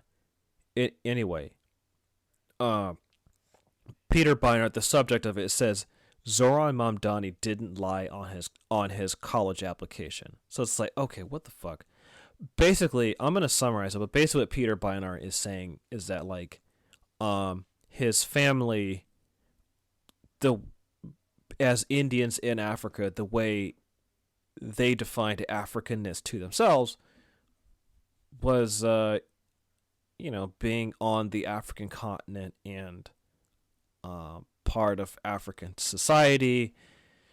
And I think it seems like I don't know everything about Zohran Mamdani's upbringing, but apparently I think what seems to be clear is that the way he was raised, a connection to Africa in terms of politics and culture, like that was part of his upbringing. So, and yeah, in different countries in Africa, like South Africa, Zimbabwe, Uganda, you're gonna find people in those countries who are not black, who they're not indigenous to the African continent. They are not black, but they are citizens of African countries. They're part of the national culture. They're part of the local culture, but they're not indigenous to the African continent. So anyway, the reason why I bring this up is because, and something I say on the episode with Peter is that this is something I think left liberal circles just like they need to just recognize this. African American means descendants of enslaved Africans brought to the United States. That is who an African American is. In my previous solo episode, I fleshed out more. It's worth touching on it again. And I think particularly for the sake of this podcast, I think it's something worth coming back to. So, African American, that term was first used in the 1780s by a black writer in Philadelphia in a pamphlet, basically calling on. Basically, it was in favor of the American Revolution against the British.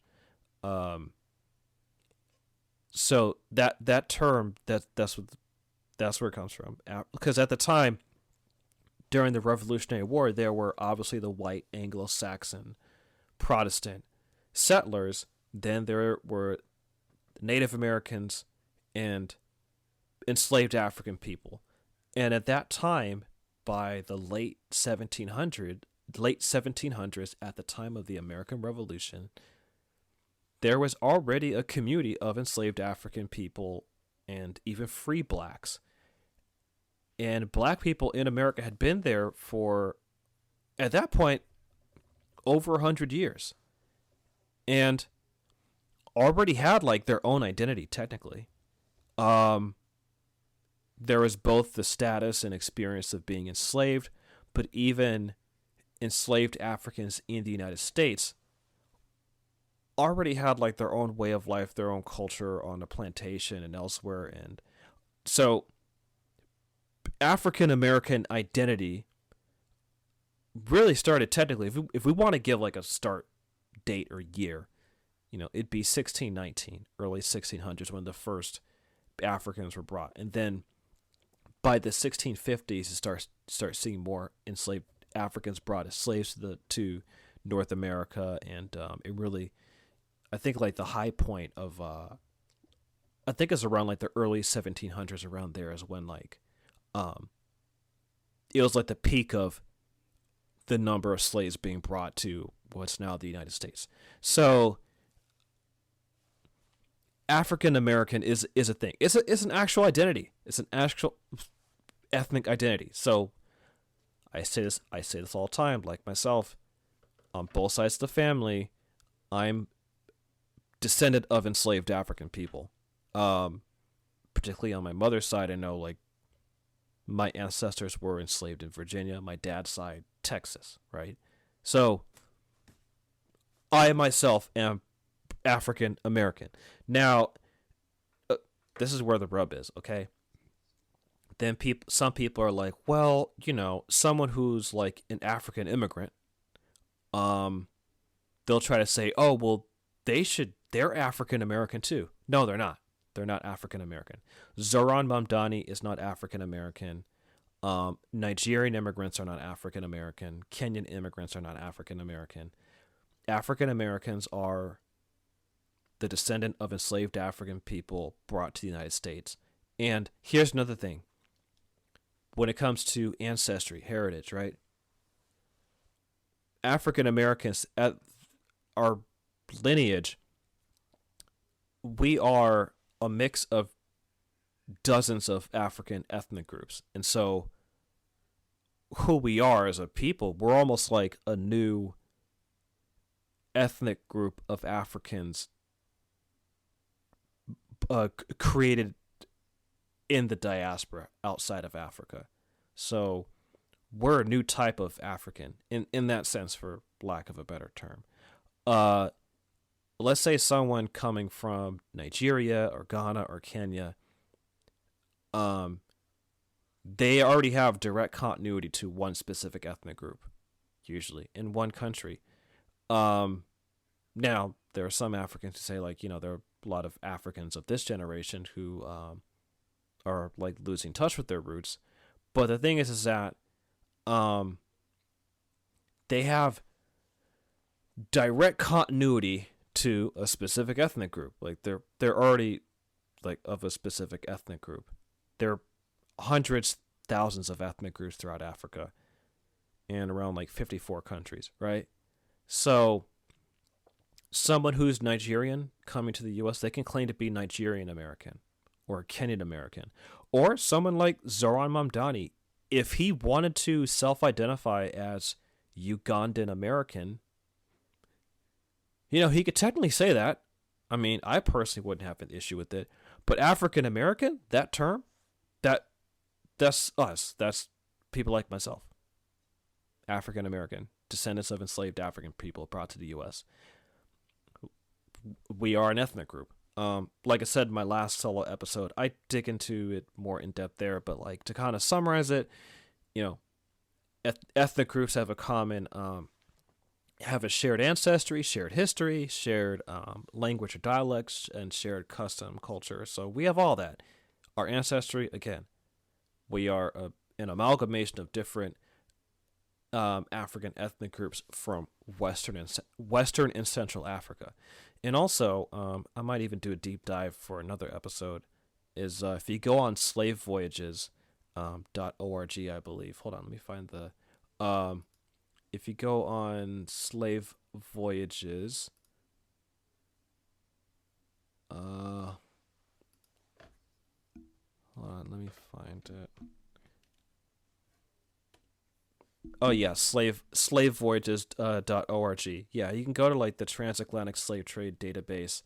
You can go there, and like if you go to that database, I'll put it in the show notes. But anyway, I'll put the database in the show notes. What you can do actually is you can go through like enslaved people itinerary. Oh, okay, here we go. Place of vessel's departure. So if you go to like itinerary, right? You can go through itinerary places.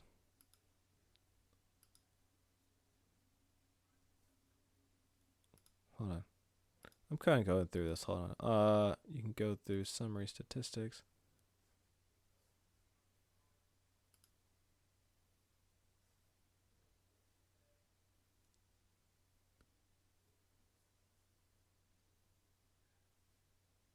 Oh, here we go. Okay. Oh, okay. Yeah. Yeah. Here we go. Okay. Yeah. So if you go on like transatlantic slave trade database, then go to tables, you can go to broad regions of disembarkation. Disembarkation. So like, where the ships disembarked, right? So you can go to, mostly they disembarked from Europe and then like some extent North America, right, and the Caribbean and Spanish. So broad regions of disembarkation. It's like, okay, hold on. Let's of where they landed. Let's see. So broad region where voyages began. So most of the voyages began, as you can see, in Europe. And principal place of purchase. Boom, there you go. You can go to principal place of purchase. So, and you'll see, yeah, pretty much different parts of Africa. Anyway, my point is that if you go through a database like that, the reason why I bring that up is because that helps to pinpoint the exact origins of African Americans in terms of where our ancestors came from. And that's more reliable than even a DNA test. So like trying to figure out like where a group of people come from, their ancestry, migration patterns are often pretty helpful. So I don't want to go on for too long, but my point is that the term African American, again, is for us, but it makes more sense in terms of like us collectively identifying with just the African continent as a whole for our heritage versus a specific country, is because we don't have direct lineage to one specific country because of the slave trade. So again, we're basically a mix of all those different the current day African nation states, which by the way, at the time, the borders and the nation states of Africa didn't exist at the time of the transatlantic slave trade. That was a result of the Berlin Conference in the 1880s, 1884 to 1885. So at the time of the transatlantic slave trade from the early 1500s to the late 1800s, that span of like over 350 years, the current day borders of African nation states did not exist. You had different ethnic groups, different civilizations, different nations, empires, stuff like that throughout Africa. So basically, when our ancestors were kidnapped from Africa, countries like Nigeria, Ghana, Sierra Leone, like didn't exist as countries, as the modern nation states as we know them to be today. So we can't claim direct lineage to one specific country in Africa. Someone who is a recent African immigrant coming from Uganda, Nigeria, elsewhere, they can claim direct tie to one specific country. So it would make more sense, for someone like them to be Ghanaian American, Kenyan American, Nigerian American, Ugandan American. For someone like Zoran Mamdani, like, he could self-identify as that, and it'd be accurate. But he's not African American. Okay, that term actually means something, and I had to just post this because it's something that like lefties and liberals just get wrong. And so like even in the defense of Zoran Mamdani for his choice, and yeah, in the thread for Corey Robin, people were agreeing with it, and I'm just like, what the this is so I thought it was annoying. This is why I had to post this addendum, because people are just basically, like, I'm not going to address all that. It's a Facebook post. People post all kinds of shit on Facebook. So this is not to shit on anyone on the Facebook thread. But the common theme is overlooking the fact that African American, that term means descendants of enslaved Africans brought to the U.S. Now, what it means to be black in America, yeah, it has changed with a lot of waves of migration. So I think also Black American, in my opinion, that should be used for anyone who is racially black in the United States. So that could include Jamaicans, Haitians, Nigerians, etc., like Somalis. They're all part of Black America in terms of what it means to be black, a black person, a person of black African origin. Like, they are part of that collective experience in the United States. Now, ethnically, yeah, that's where things differ. I think African American, that is an ethnic term. People forget that it is, but it is. It is a ethnic term for a specific ethnic group of people. Again, descendants of enslaved African people brought to the United States. So, like I said, our ancestry were mixes of different African ethnic groups. I forgot to touch on like other parts of what makes an ethnic group. So like shared history. So we have a shared history of our ancestors being victims of the transatlantic slave trade, and the shared history of the experience of chattel slavery in the United States. Then dialects, African American vernacular English, and then our culture. As a musician, I always point to the music we created: blues, jazz, gospel, funk, soul music, R&B, rock and roll, techno, disco, house music, hip hop. Like, that's all part of the African American musical tradition, which is part of American popular music. I don't want to harp on that for too long, but I had to post this addendum because what I was saying in this episode about the disrespect for African American culture, this is another example of it. People can't even like respect that term for us, African American.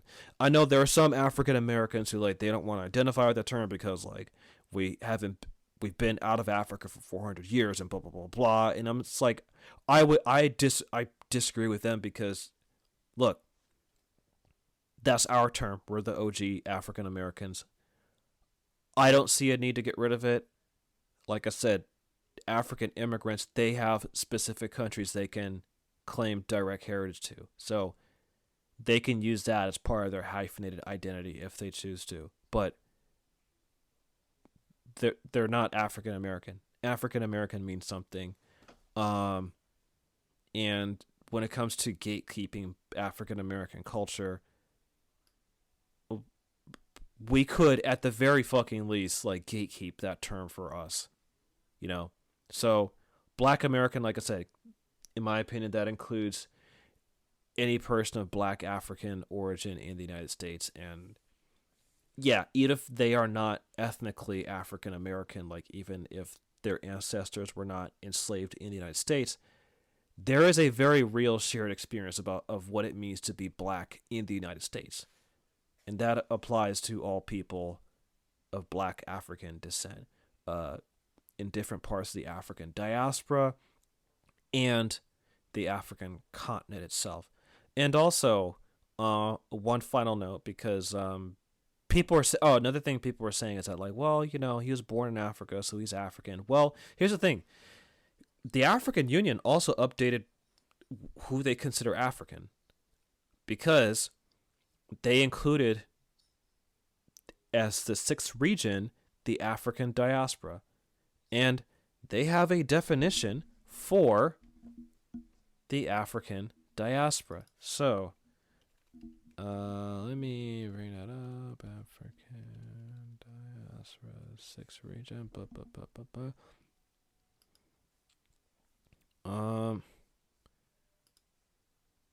Here we go. Okay, yeah, diaspora division. Okay, so the African Union defines the African diaspora as consisting of people of African origin living outside the continent, irrespective of their citizenship and nationality, and who are willing to contribute to the development of the continent and the building of the African Union. So, Zora Mamdani, he's of Indian origin. So, technically, by this definition, he doesn't count as part of the African diaspora. So African diaspora, that includes African immigrants to other parts of the world, and also descendants of enslaved African people. So you can think of it as like two diasporas that make up the African diaspora: the more modern diaspora and the historic diaspora. The historic diaspora are the descendants of enslaved African people living throughout the world, particularly the Americas. And that's millions of people, by the way. That's millions of people. Let me get the number. I believe the African diaspora, in terms of like, if we're to like